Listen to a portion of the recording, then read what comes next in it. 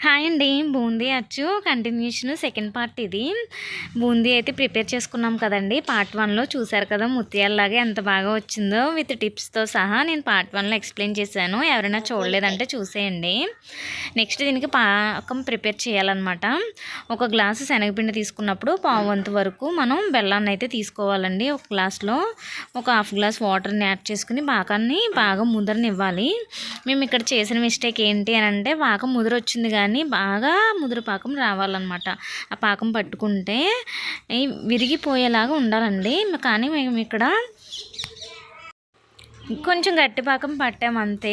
So దానివల్ల అనుకుంటా అంత పర్ఫెక్ట్గా రాలేదనిపించింది. కొంచెం ఈ పాకం వచ్చిన తర్వాత బూందీని అయితే యాడ్ చేసేసాము. అది ప్లేట్లోకి వెయ్యగానే పాకం మొత్తం బిగుసుకుపోయింది అనమాట. అచ్చు అయితే రాలేదు. సో ఒక లోటాకి కొంచెం నెయ్యి అయితే అప్లై చేసి దాంతో స్ప్రెడ్ చేస్తున్నాం, కానీ అది స్ప్రెడ్ అవ్వట్లేదు అసలు. వెంటనే స్టిక్ అయిపోయింది. సో మేము మేబీ పాకంలోనే ఏదైనా మిస్టేక్ చేసి ఉండాలి.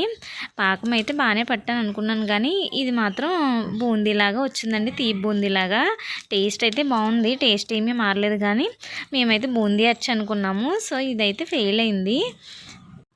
రెసిపీ అయితే ఫెయిల్ అయింది కదండి. ఇంకా బాగా రావాలి అని అంటే ఏం చేయాలో కామెంట్ చేసేయండి విత్ టిప్స్తో. Thanks for